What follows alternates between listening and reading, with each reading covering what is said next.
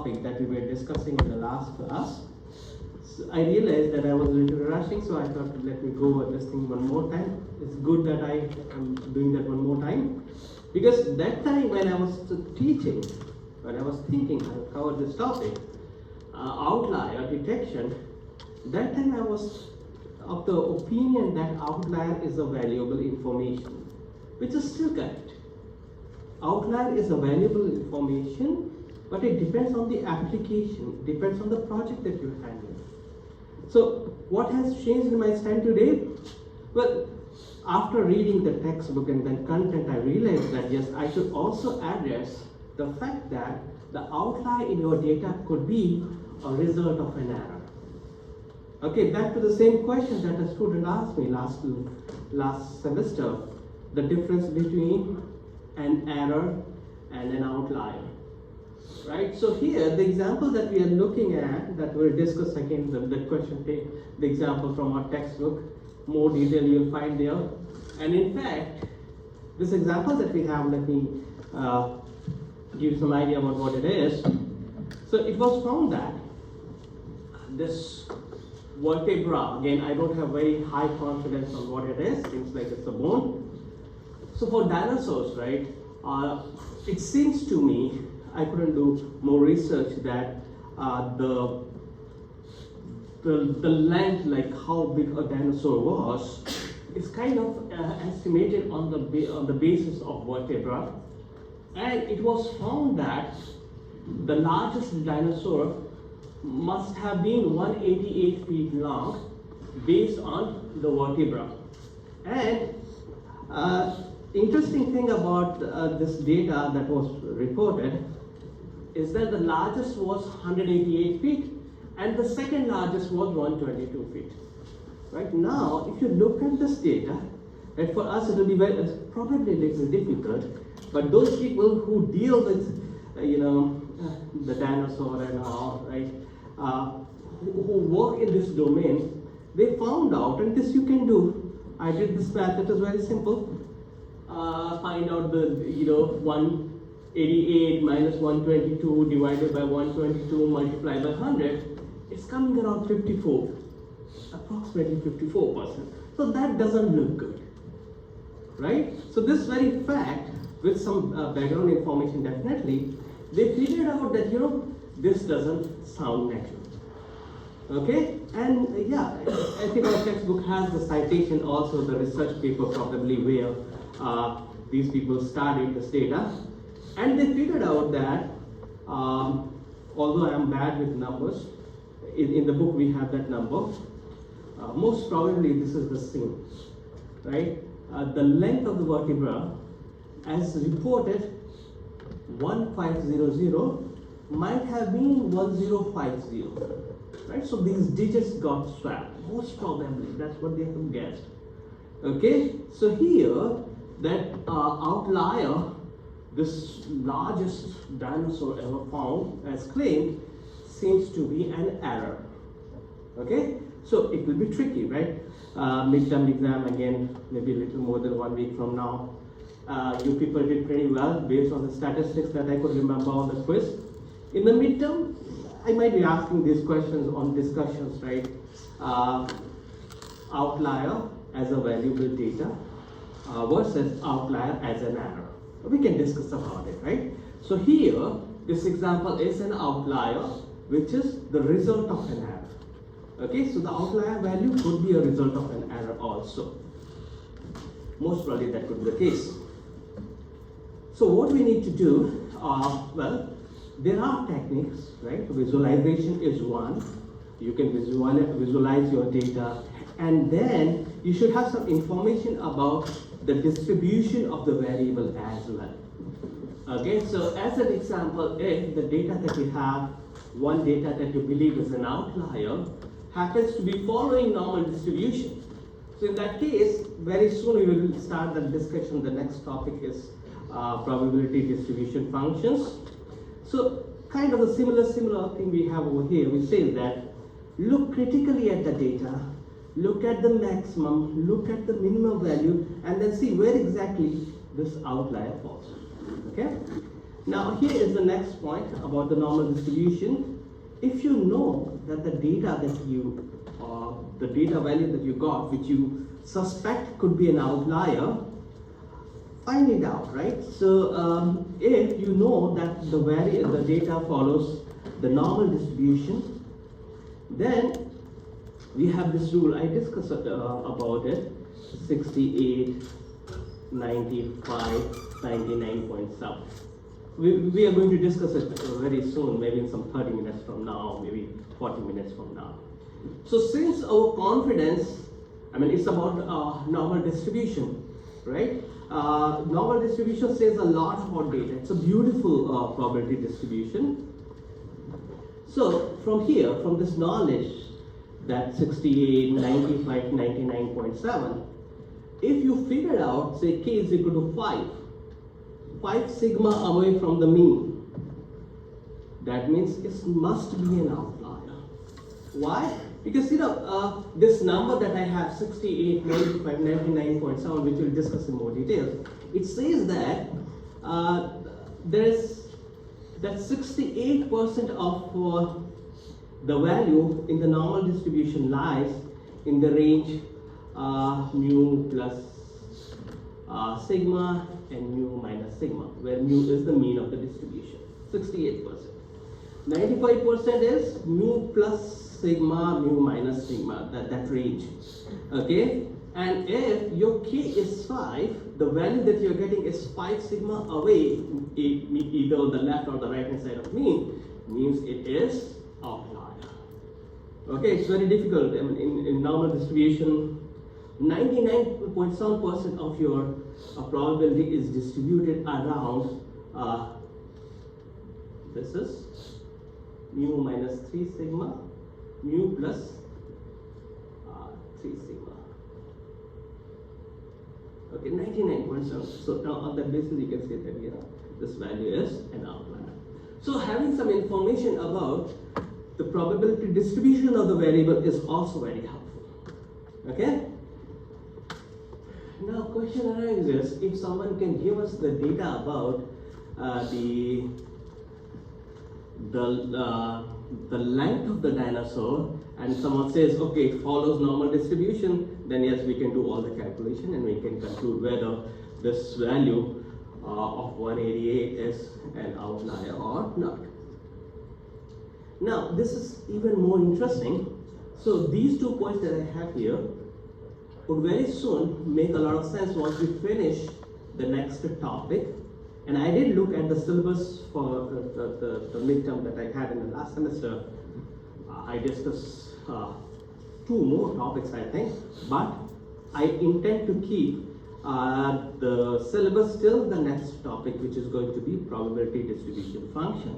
So the next function that we have here, the power law distribution. Probably we discussed about power law distribution a little bit, but very soon, most probably, I will be able to start the discussion on power law distribution, and I may be even able to finish it. Now, the interesting thing about the power law distribution and normal distribution is that we don't have this kind of probability thing, right? Where if it is 5 sigma on the right or on the left of the mean of a normal distribution, then its probability is 1 minus 99.7. We can do the math. In case of power law distribution, unfortunately, this is not guaranteed, right? Why? Because power law distribution looks little different from normal. It's something like this. Okay? And your normal distribution is like this. It almost touches this. It's not touching actually, but it is very, very close to your horizontal. Okay? So in case of the power law distribution, if your data is coming from power law distribution, unfortunately, finding out the outlier there is going to be a little difficult. Okay? Question here? Okay, let's get going. Now, one important thing that we need to realize about outlier is that you should know, if possible, try to find out the cause, like why do we have an outlier before you decide to delete an outlier. The reason being, outlier could be a data point which is not an error. Okay, if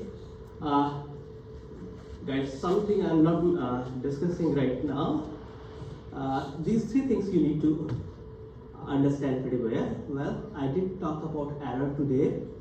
I'm not discussing artifact, as we had discussed that earlier. Outlier. Well, wait a second, outlier could be an error again, but anyway, we need to understand these three things together. Outlier. Outlier could be because of an error, I just said that, or outlier could be a point which is away from the remaining distribution. Okay? And then artifact is different. So, the last message that we have here, which is very, very important, is fix why you have an outlier. Try to find out the reason why you are getting an outlier, and just don't delete it. Right? So I have few more points related with outliers. Let me discuss those as well. Now, if possible, if you could visualize your data, visualize it.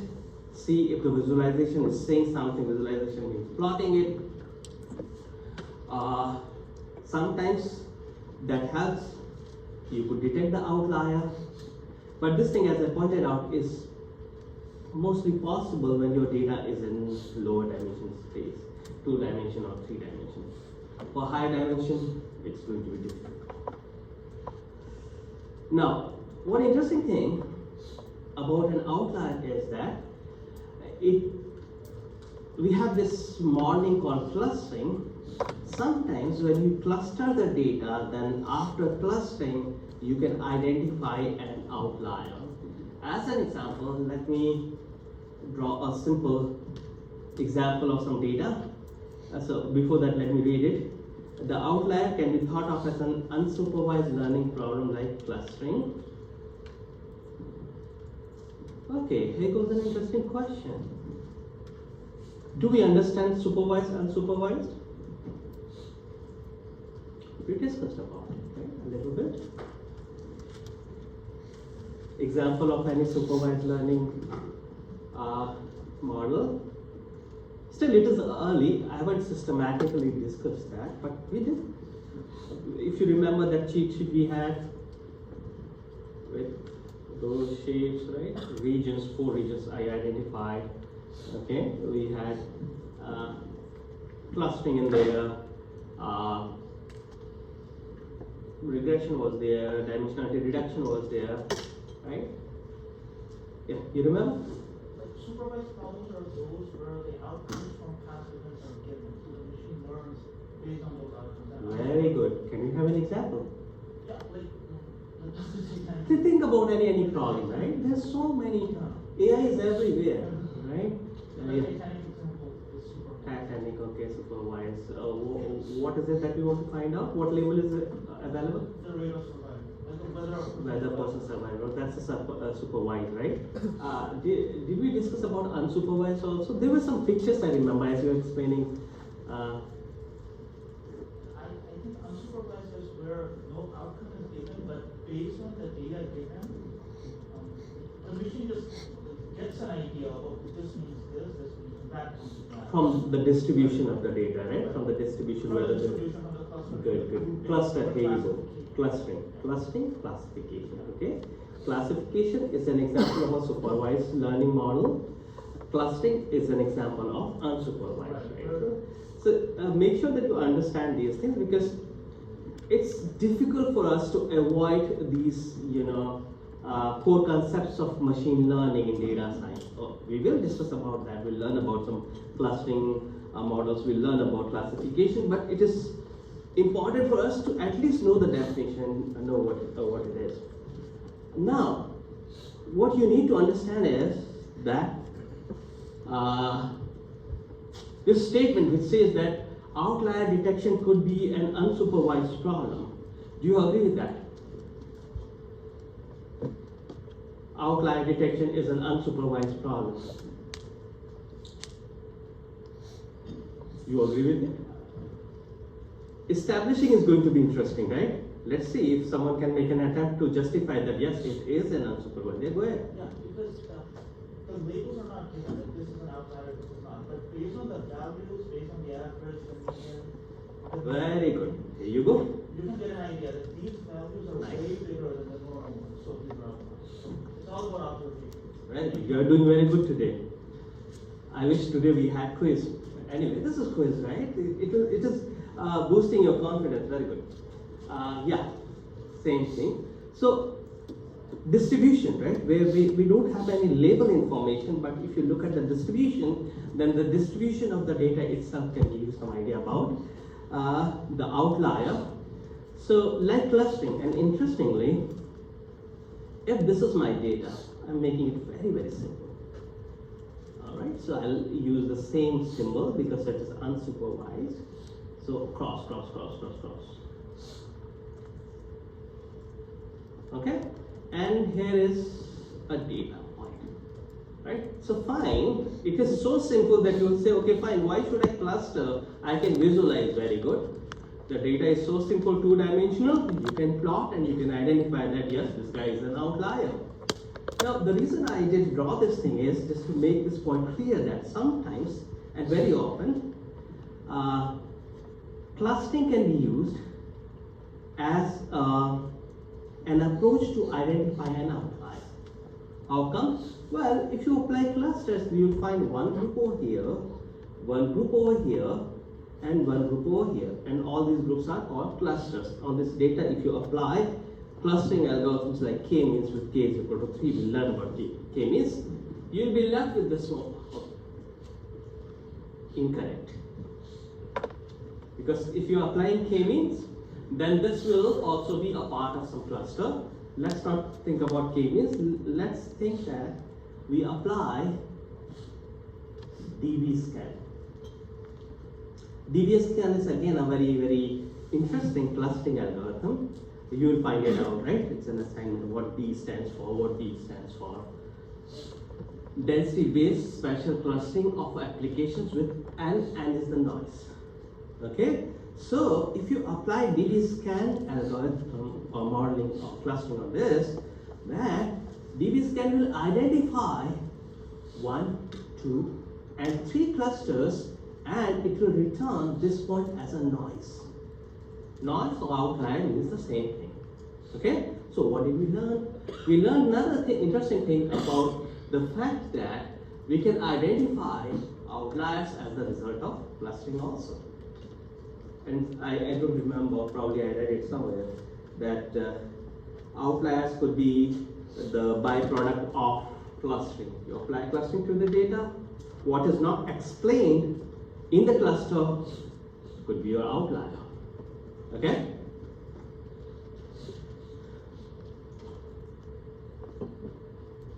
And now, see,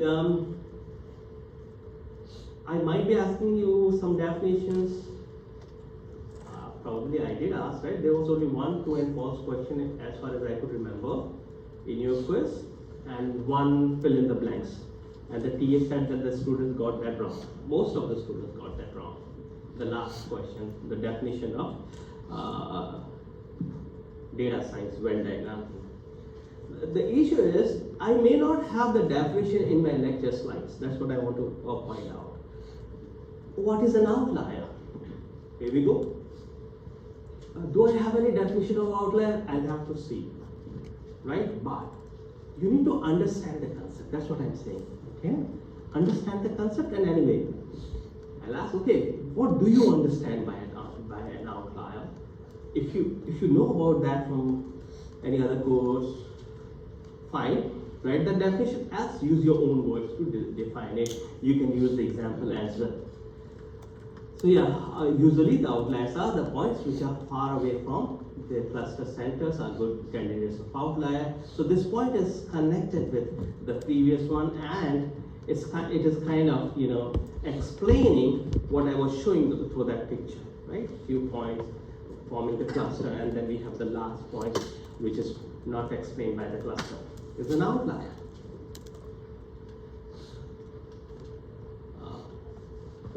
me draw this picture one more time, simple one.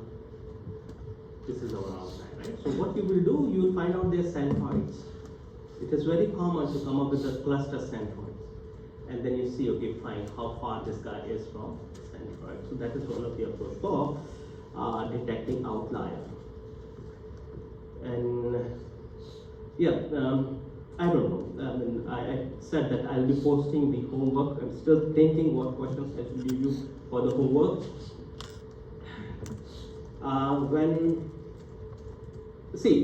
When I teach outliers, I don't discuss that with the help of those plots and all which I use, box plots and all which are very often used in practice to identify outliers. So that is something you can do for the homework, but this is what we discuss in theory. Now, again, a very, very important concept which probably I didn't ask yet. So let's look at it. When you're thinking about deleting an outlier, then be careful about it. Now, deleting outliers prior to fitting can yield better models only if you are convinced that the outlier that you have is coming from an error. If the outlier that we have in our data is coming from an error, we must take care of that. Okay? But you know, it is possible that we are trying to delete a data point which is not from an error. Okay? So let me cover the next 2 points, then it will help me and will help you also in understanding what I'm trying to say here. Deleting outlier prior to fitting can yield better models if these points correspond to measurement error. Now, deleting an outlier prior to fitting can yield worse models if you're simply deleting points which are not explained by your simple model. Right? Yeah. Is it okay if I ask some questions? Sure, why not? If you have multiple outliers that are in the same range, do they remain outliers? If you have, sorry, come again, If you have multiple outliers multiple outliers, that are in the same area, do they remain outliers or do they become clusters? well, very good question. In dbScan, right? Again, I can, since we are discussing it from the context of clustering, right? And initially I thought, okay, let me consider k-means as an example and then I'll get an outlier, which is not correct. But if you have dbScan, if you're applying dbScan on the data, then it is possible that, did I delete that? Yeah, in this case, okay? Let me put more points here. More points here. More points here. 2 or 3 points here.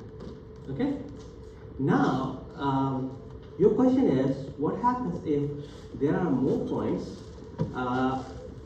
which could be an outlier, but they are together, right? So here, it is on our parameters, right? So in dbScan, there is a parameter which will determine whether the region is dense or not, right? So there are 2 parameters actually. One is radius,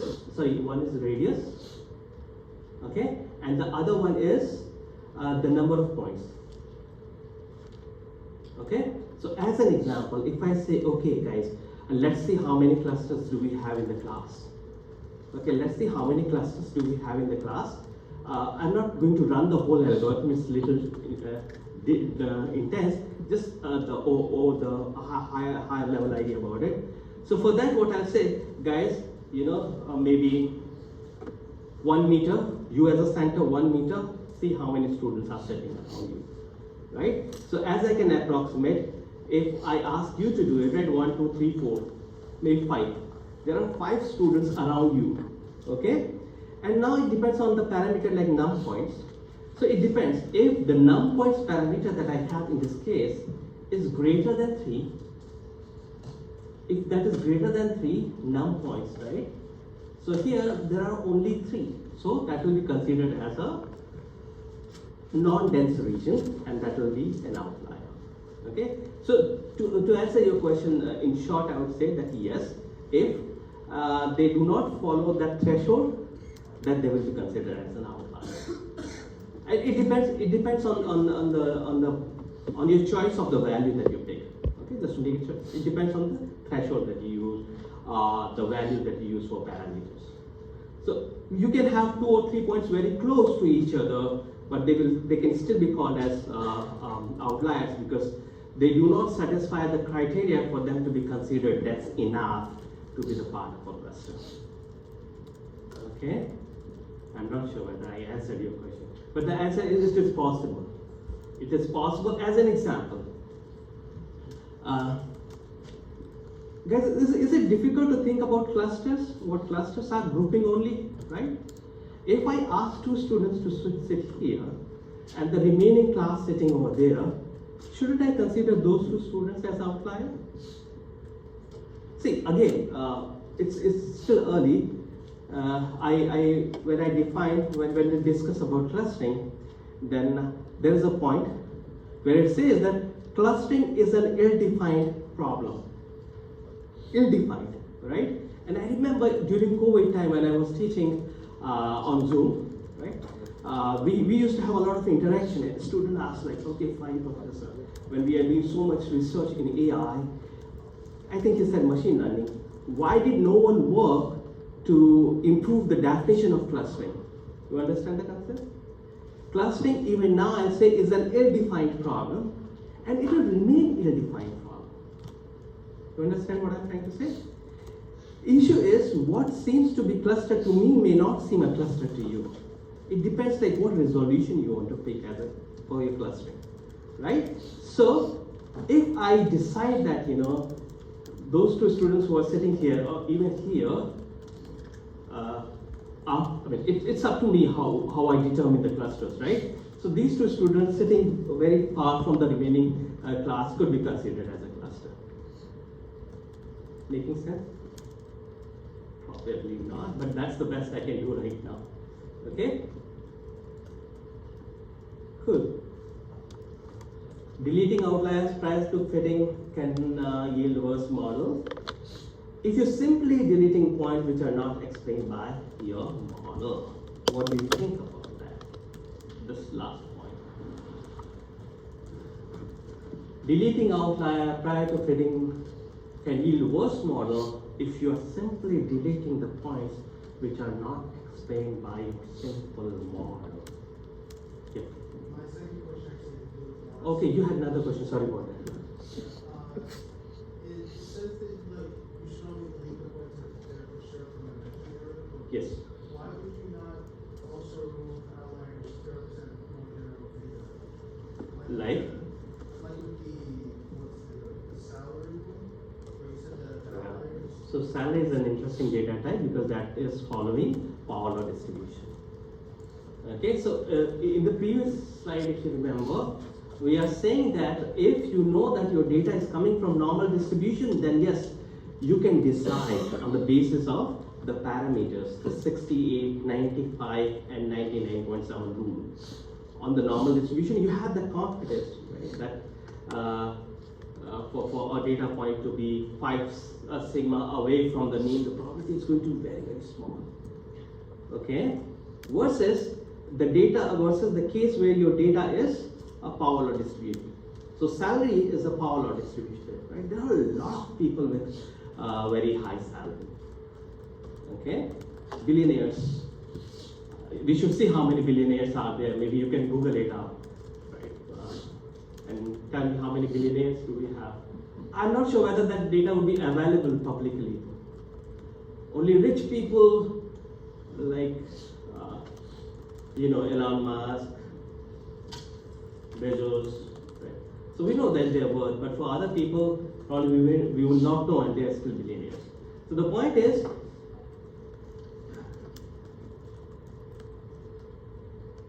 this is the point, right? For power law distribution, unfortunately, we'll have tough time deciding whether a data is an outlier or not, right? Like I don't know, $500 billion was I remember a few days back. Would be or is the worth of Elon Musk? 500 Anyway, so this point I may take later, but the homework for you people is to make sure that you understand this. Don't want to explain unless you have any question, right? We should not simply delete the point if that point is not being explained by our model. Let's discuss the next topic. Let me take you to the next topic. This is what I should be saying. Okay.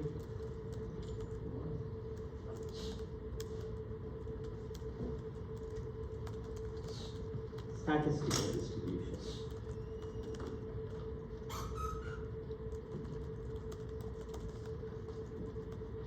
Good. So now let's look at this interesting definition for data scientists. So what does it say? It says that, interesting one, a data scientist is a person, is someone who knows more statistics than a computer scientist and more computer science than a statistician. That's again an interesting definition for data scientist, and this is coming from this guy. He is not in the University of Washington. Now I think he's moved to UC Berkeley, but probably when we had this quotation, he's a professor, I think I already told you. Okay, so interestingly, the next picture that I have is also from the same place, University of Washington, probably from the same author. And here we will discuss this important concept which is called the center dogma of statistics. What does it mean? So here, let me use this picture. So this bigger circle that you have is representing a population, right? So let's think about the current students registered in Stony Brook University, maybe 35,000. Let's make a guess.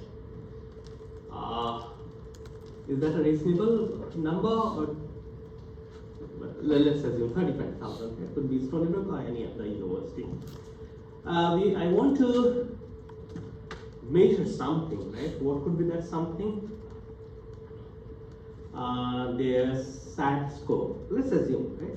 But again, SAT score may be available to me. Something else which is difficult to measure. Let's assume something which is very difficult to measure, for which it will take me maybe months to find out for every student. Let's assume that I have to reach out to every student and ask that information. How about it? Now let's assume that for every student I want to find out their family's annual income, annual household income, right? That's the data I want for all the students in Stony Brook University. Now that will take a lot of time for me. If I'm doing it, assuming that this data is not available, I need to get that data from students. So that one way would be to reach out to every student and get the information. The other approach would be to rather get a sample using some sampling approach, using probability. What distribution will follow, let's ignore for the time being. Let's say that we have a professor from statistics who's helping me in getting a sample, and from these 35,000 students, let's assume that I got what, 350 students. Just making this problem very, very simple. Now, from this population, what I did, applying the probability or doing sampling, you may call it, probabilistically, I came up with 350 students, and I found out asked them for their family's household income, annual household income. And then I did my statistics, right? I computed mean, median, standard deviation, all those things that you can think of, which makes sense over here, right? So what is happening here? From the big population, you're getting a sample using some sampling approach, and then on that sample, you're computing the statistics, and based on that statistics, you're making some inference, right? This is called center dogma of statistics. That's it, okay? Is this important? Has been asked in the past. in an Excel? It's an important thing that could be asked again. Now, one interesting thing is the loop over here, right? This is a loop. Why is this loop important? Can anyone answer that? Why should this be done in a loop?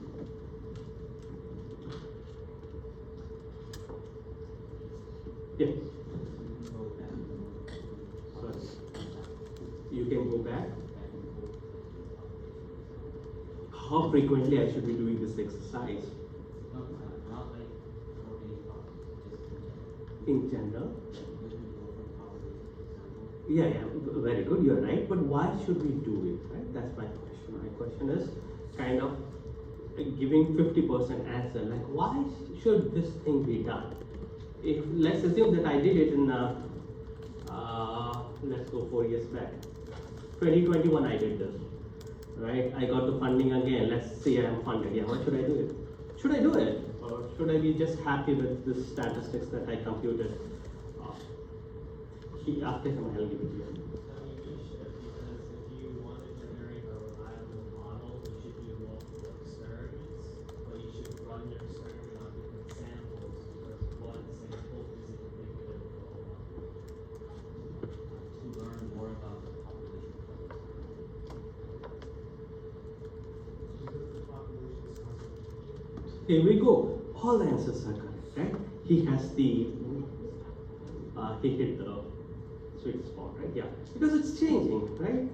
4 years, because the whole, you understand that even every year it should be done, because some students are taking admissions, some students are, are going for the job, graduated, and somewhere else. Now, we will spend good time on some, statistical distribution. But the question arises, why should data scientists be comfortable with statistical distributions? Okay, honestly admitting, I had tough time, right? Very low confidence with statistical distributions. I can't generalize that to the CS students, right? For you it might be different. But anyway, we need to understand about statistical distributions because every observed random variable has a particular frequency of probability distribution.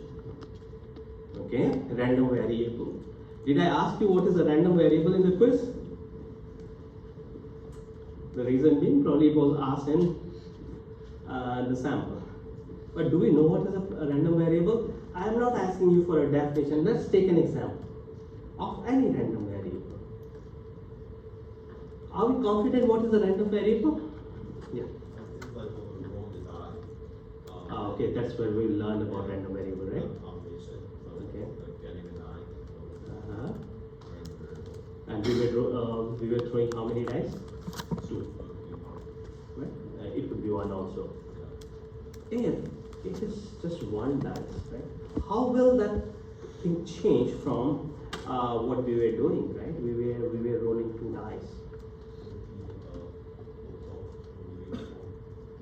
Uniform distribution, right? Uniform distribution, which we don't discuss, could be the reason that it is so simple that there's not much to discuss. That's my stand, right? Yeah, very good. Random variable, right? So you answered, right? For that experiment where we are rolling just one dice, there are 6 possible outcomes. So a random variable is going to take what values? 1 to 6. There you go, right? And you got it. I mean, you know the way the random variable will take values, and as you pointed out, it's a uniform distribution, right? Just one flat kind of a curve. Every possibility has the same probability, which is going to be 1/6, if I'm not mistaken. The other was an interesting case where our random variable there was what? Total of rolling 2 dice. Okay, good. And did we discuss about the distribution that was following? I think we did standard distribution. It's like 95. Does anyone remember? Because the more that we are waiting, I'm losing confidence in If you don't remember, that's all. What was that distribution?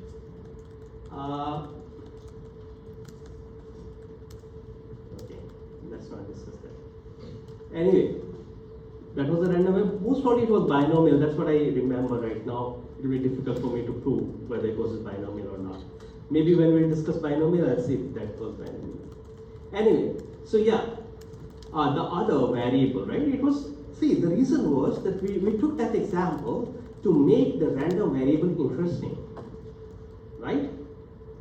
The experiment is you are rolling 2 dice, the outcome is the number, right? It could be a tuple, like 5, 6, 5, 5, 4, 5. Tuple means from Python point of view, 2 values, okay? Anyway, the simpler random variable could be the height of a population. So height of a population usually follows normal distribution. Anyway, so every observed variable that you have has a particular frequency or probability distribution. Now, some distribution they often occur in practice theory, like binomial distribution, then the normal distribution, Poisson distribution, and the Power law distribution. So these are the 4 distributions that we will study. And for these, I have the notes in the lecture slide, right? The remaining you can explore, right? Like when I prepare for this lecture, I do get the reference of the exponential distribution, right? When we discuss about Poisson, then yeah, it's not there, but you can explore that as well. Fine. Now the question is, fine, we do understand that every variable that you will have would have some frequency distribution. Now the issue here is, what is the significance of these distributions? Why should we learn about those? This could be an interesting thing to know for the exam. Significance, right? Why are you studying? Why are we spending another lecture on again something mathematical? Now the classical probability distribution, they arise often, so we should look for them. And the beautiful aspect of this distribution is that they have closed form formula, and for these we have special statistical tests. We can check whether if our data looks like normal, is it normal distributed or not, right? So those things have been done for us by statisticians, smart statisticians. So that's the good news. So now, but we should be very, very careful about concluding whether the data is coming from a particular distribution or not, because however, your observed data does not necessarily come from a particular distribution just by the shape of it, right? So we should not get misled by the shape of the distribution, which is often the case, right? That is where our understanding of statistical distribution is important.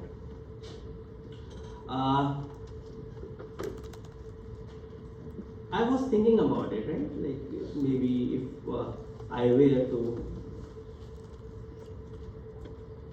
teach this topic from a very, very low level, then how should I approach it, right?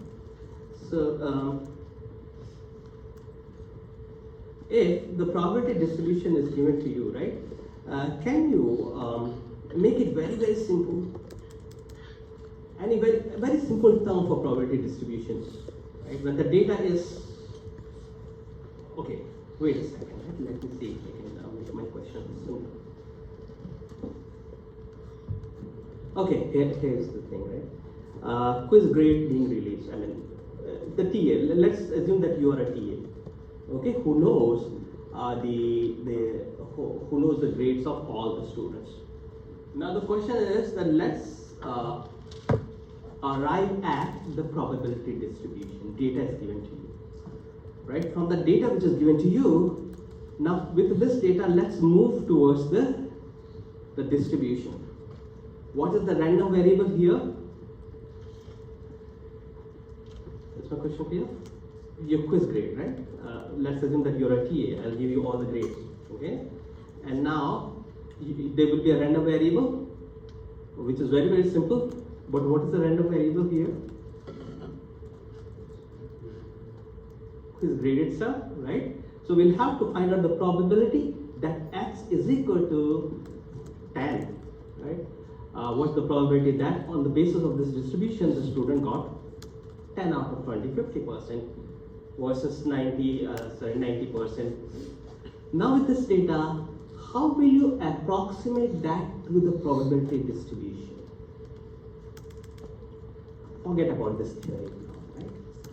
What is it? What is this probability distribution? Actually, I mean, see, it's all, I told you, very low confidence with probability distribution function and all, but when you have to teach it, right, I want to make it interesting. I don't know. Just trying to make sure that my students, they don't have that gap, right? Like, okay, this is the practical significance and this is what probability distribution is. Is my question clear? I might do that in the exam also, provided there are only 3 or 4 questions for you to solve. That may not be the case, but in homework you can do it. Is my question clear? Some score is released, right? And no computer, no calculator, just use you are the only calculator, right? I'll give you maybe a plotting paper, pencil, eraser, scale and all, right? What would be your approach? Good.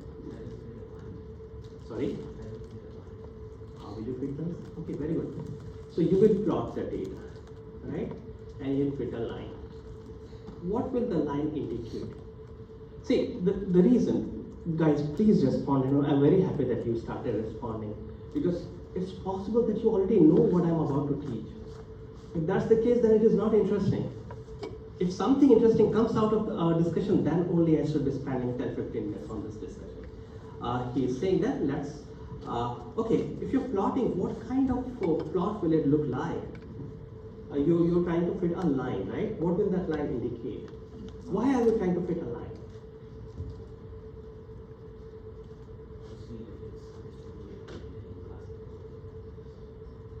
By plotting that, will we get that?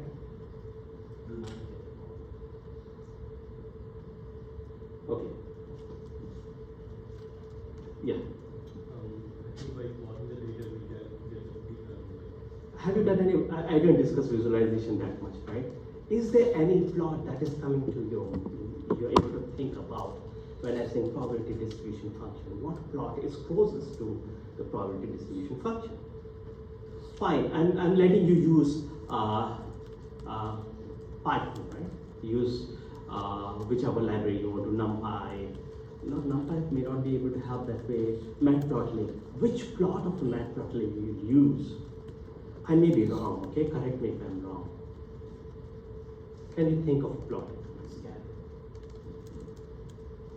Histogram.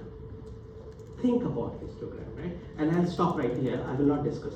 Histogram, to my understanding, histogram is something which approximates probability distribution function. Am I making sense? Right? Beside the bin size, okay? Bin size could be, it is up to us, right? You can experiment, please experiment about it. This is what I was planning I should be doing, but yeah. To my understanding, histogram, we can start with the histogram. What will it show? Like how many students got the points in the range, if it is mapped to 100, right? Let's map the score to 100. Now we'll say, okay, how many students do I have in the first bin, second, is it making sense now? So that is frequency. What is it? Frequency. Histogram, what does it plot? Frequency, right? That is related with probability. Frequency, probability. Good. So anyway, we will start with the binomial distribution. Okay.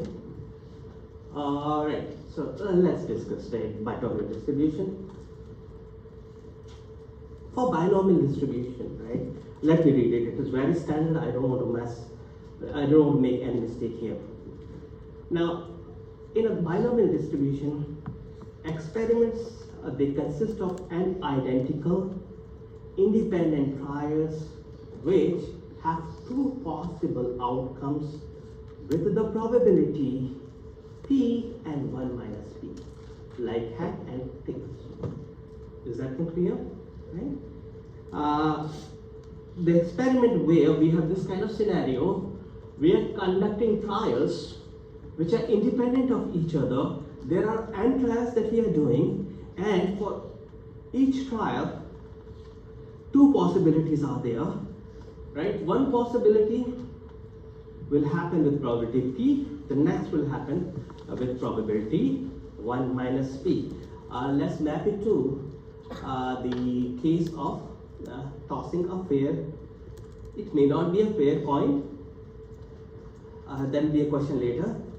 For this example, let's assume that I have a fair coin with two possible outputs, H and T, two possible outcomes, H and T, and for H the probability is 0.5, then for T it is 1.5, right?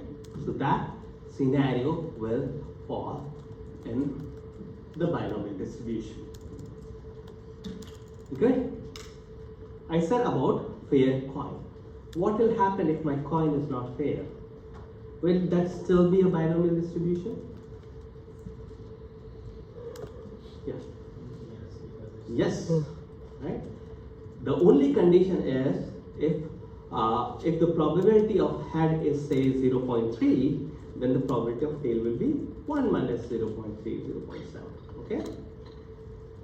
And here we go. And in this case,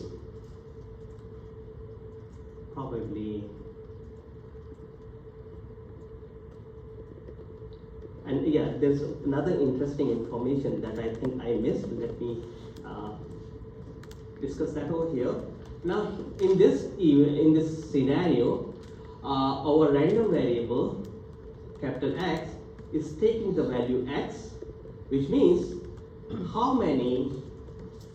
Okay, let's discuss this thing from head and tail point of view only, right? We'll think about the other scenarios later. Let's say that our discussion is on head and tail experiment. Now, we are going to do this exercise n number of times. Let's assume that I have this coin and sufficient time to flip that 100 times. Okay? So, n is going to be 100 in this case. Now,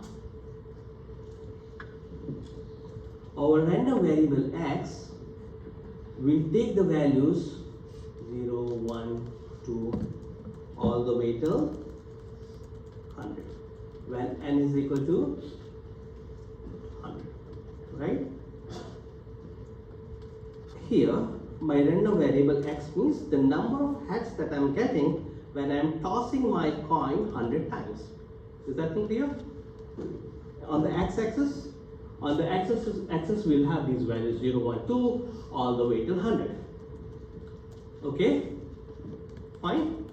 And we will have to find the corresponding probability.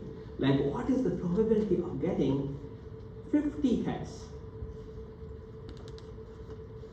What is the probability of getting 50 heads when I'm tossing the fair coin 100 times?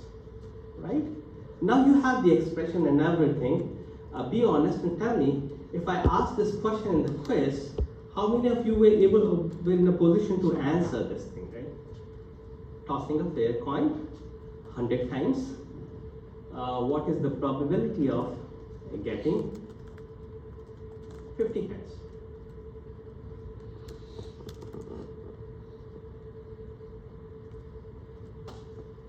You're confident? More than 50% students should be confident, right? Basic. Because see, it involves what? It involves combinatorial. Okay? What is it? It's that simple, okay? Independent. See, it is independent and it involves combination. So, in how many ways can you get 50 heads out of 10, 100 choose 50? Good? Right? How many ways can I get 50 heads when I'm tossing the coin 100 times? 100 choose 50. Is this thing clear? Combination thing? And then out of those, the probability of head, which is 0.5, is 50 times, and the remaining 50 times it is states, right? See, the message that I'm trying to give to you people is that the expression that we have, okay, let me complete this thing first, okay? And then 1 minus p is again 0.5 raised to the power 50, right? So 100, choose 50, 0.5 raised to the power 50, multiplied by 0.5 raised to the power 50. You don't need to compute the final answer, just leave it like that. Good? So,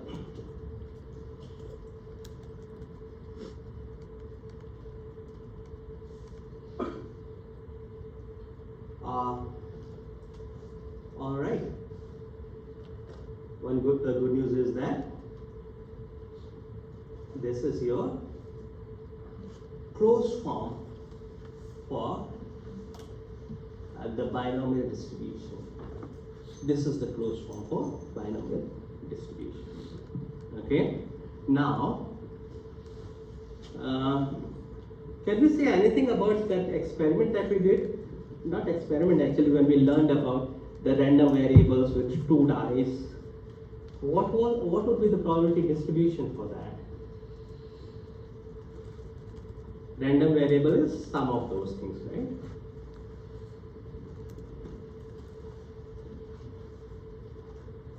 Okay. Homework. Alright guys, let's get moving. Now, one thing that you need to know is the nature of the probability distribution function, or yeah, so this is binomial is discrete or continuous. That's important, okay? Knowing whether the probability distribution function that we are learning is discrete or continuous. Is it discrete or continuous? Wow, very good. That's the correct answer. What determines whether the distribution is concrete or discrete? Sorry? Very good, right? Any other answer?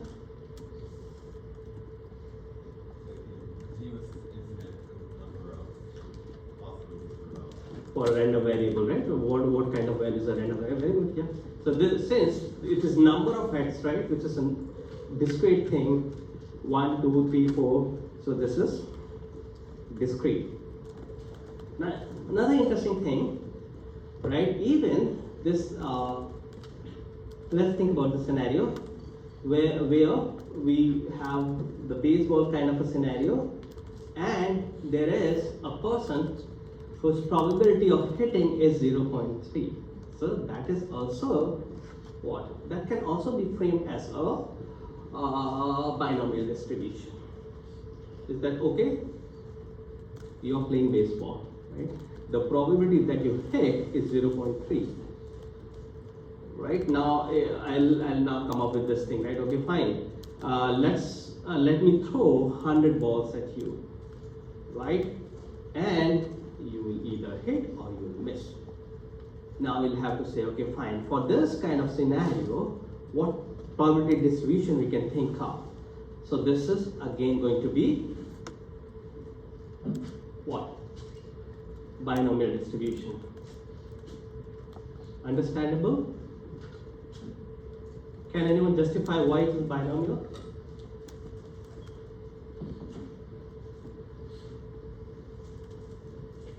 What are the conditions?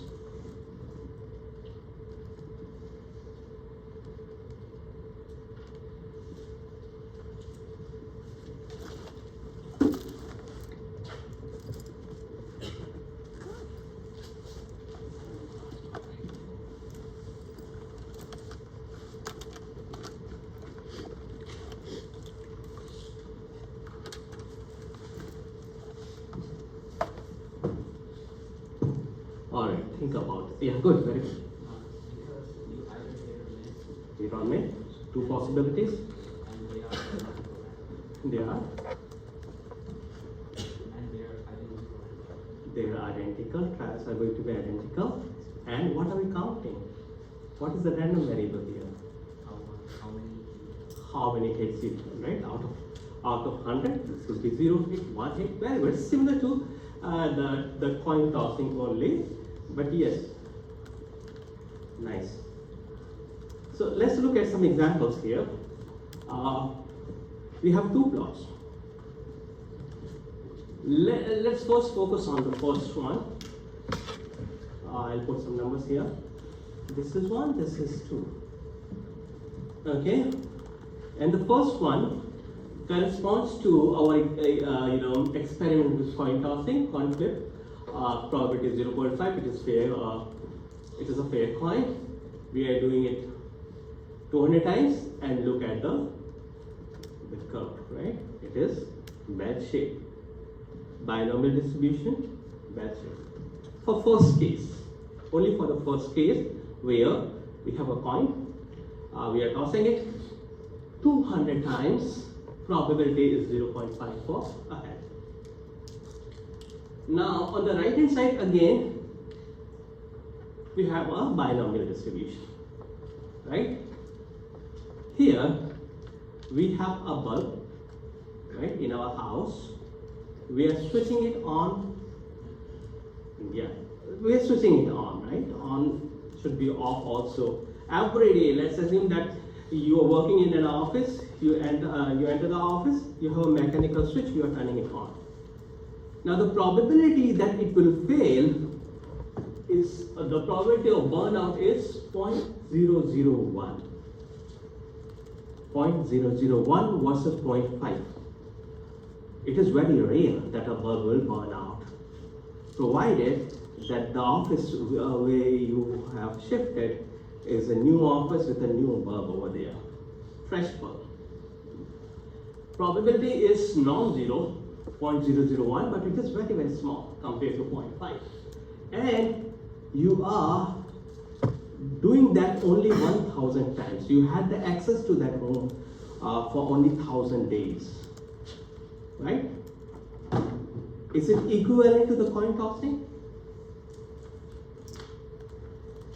When you are switching the bulb, either it will burn out or will work fine. Two possibilities, right?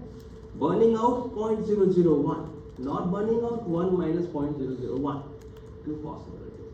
And every day when you're doing it, let's treat that independent trials, right? We can reason about it like, maybe after a few days, but we will not. We will assume that these are all independent trials. This is also a binomial distribution. Fine with it? This is also binomial distribution. Just two possibilities. Independent trials. And we are doing it 1,000 times. Now, interesting thing that you need to observe is the difference between these two distributions. Okay? Can anyone quickly reason about the difference in these two distributions? I made this point, right? Like, it is important for us so that we may not make these mistakes, like whatever is bell is normal distribution. No. The first one is bell-shaped. It is binomial, but the second one is binomial, but it is not bell-shaped. You see that, right? And honestly, I must have made this mistake without reading the textbook, if I were to teach data science. And without any preparation, if this question was asked in an interview, I would have failed, right? So, this much depth is required, okay? Now back to my question. Why do these curves look so different? If I remember, high chance I might have something like this in your exam. Yeah. X represents how many bars failed. How many fail? Yeah. And what time spent? 1,000. Oh,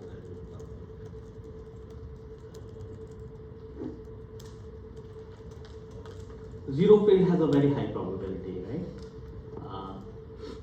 No, sorry, for zero failed, a very high probability, one is high probability, then, okay, that's interesting actually. The more that I explain, the more I'm losing confidence in what we have on the X.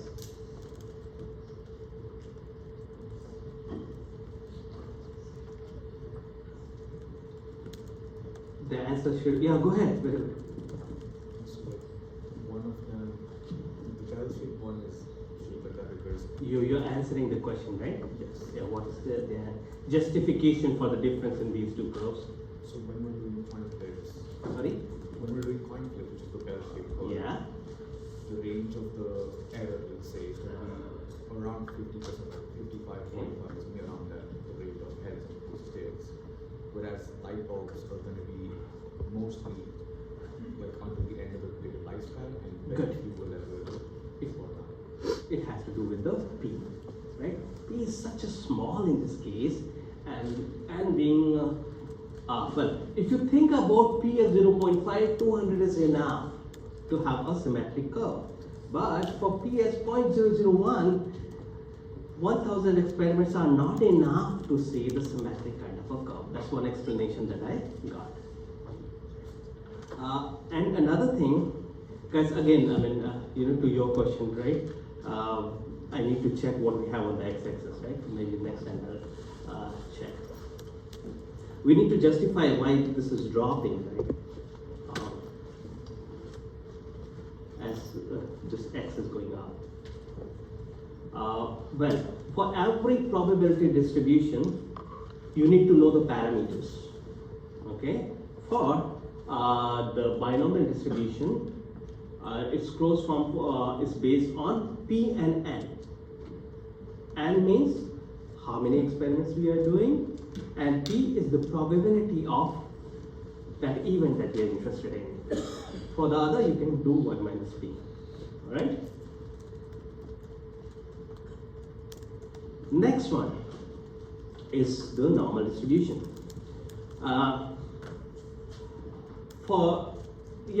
You saw that. Question. Yeah, why did the probability start after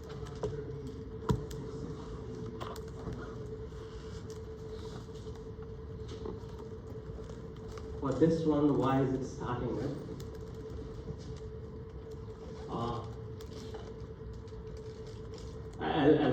I'll dive a little deeper and I'll explain those things to you in the next class.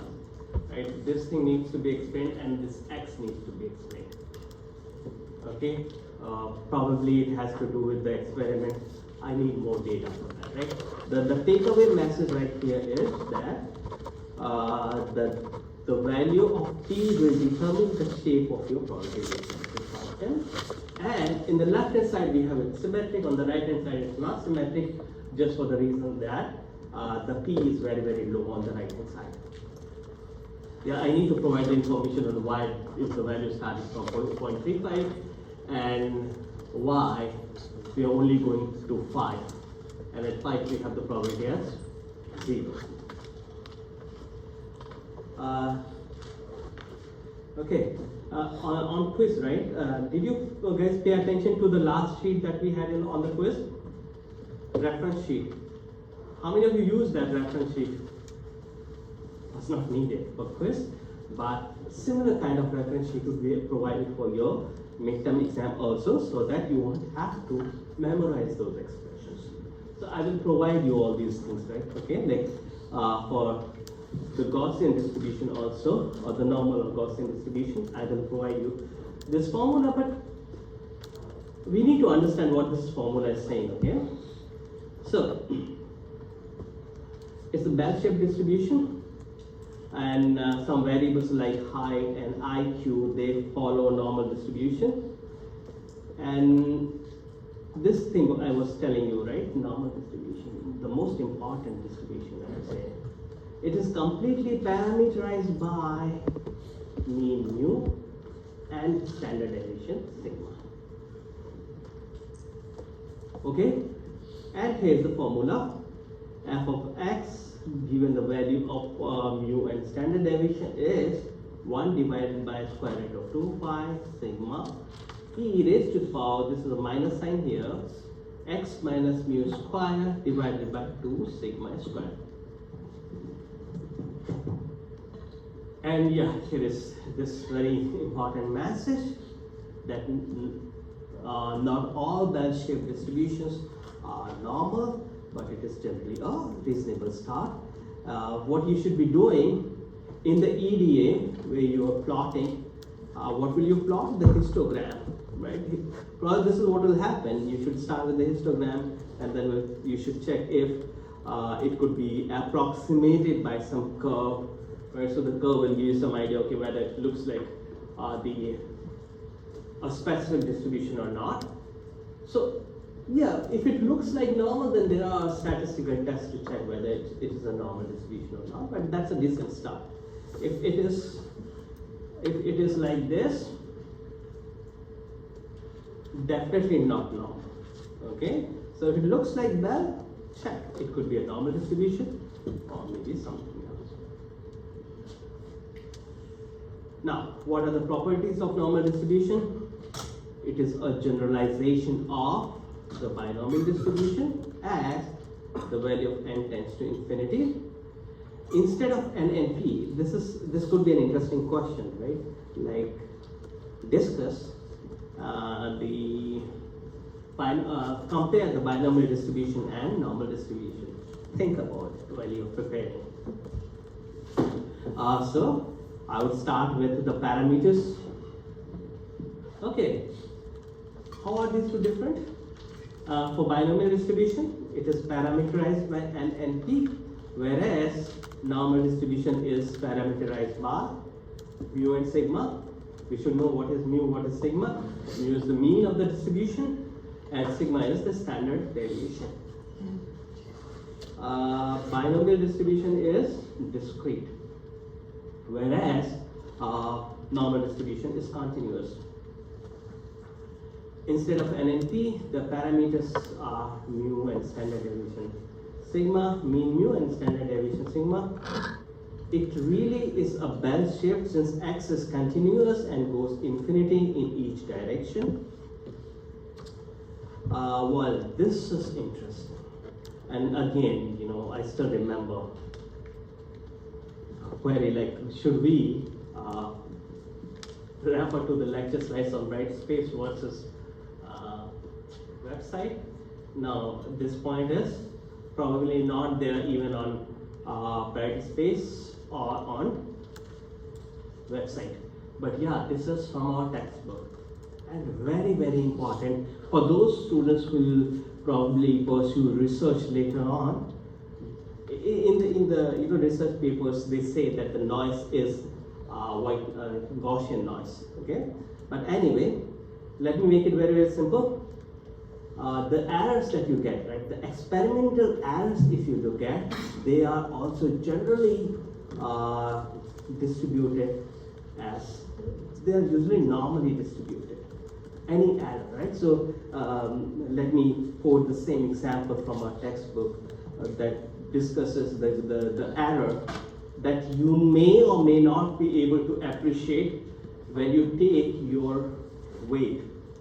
I don't know how many of you do that, but if you are health conscious, weight conscious and all, I do that, right? Because I need to be careful. There is a measurement error, okay? And I mean, and yeah, the funny thing is that in my measuring balance that I have, I always weigh lighter compared to the doctor's measuring. Because, you know, when I go to the doctor, I'll have my wallets and everything, jeans and all, right? But anyway, if it was the same machine, and you take your 3, 4, 5 measures, these measures may be little different, okay? And that has to do with the measurement error. So what you need to know, remember, is that the experimental errors, they follow a distribution which is normal distribution or Gaussian distribution. That is the reason it is also sometimes called Gaussian noise. Now, these 2 points are going to be very, very important. And the best I would say for you people to do is kind of remember that the sum of normally distributed variable is normal. Let me tell you what does it mean. If we will follow these rules, right? Let's assume that all the grades that we are giving to you people are based on the normal distribution. Let's assume that we curve your grade. Okay, we apply normal distribution on your grade. So what will happen if that is ensured? If every grade that you're earning is normally distributed, then your GPA that you will have will also be normally distributed. Okay, right? So that's the message. The sum of normally distributed variables are normal. If you take notes, you must take the notes, right, on this thing, because there's something confusing. The sum of normally distributed variable is normal, whereas the mixture of normal distribution is not normal. Okay, what we need to remember is that the sum of the normally distributed random variable is normal, but the mixture of normal distribution is not normal. How to understand this? Well, here we go. Look at this example, right? In this example, we have two underlying normal distribution. The height of women and the height of men. If you consider only the height of women, it is a normal distribution. When you consider the height of men, it is a normal distribution. But when you mix these populations together, then yeah, it will not be normal distribution, right? It's not normal distribution, right? Just to remember this thing, right? Probably there is some math behind it which I could not. I mean, maybe for that we'll have to study statistics, but it's an interesting information. What? The mixture of normal distribution is not normal, whereas the sum of normally distributed random variable is normal. Okay? Seems like I used all my time. If that's the case, there's just one more minute left. Then let me stop right here, and I'll see you guys next time. Please pass me back the sign up sheet.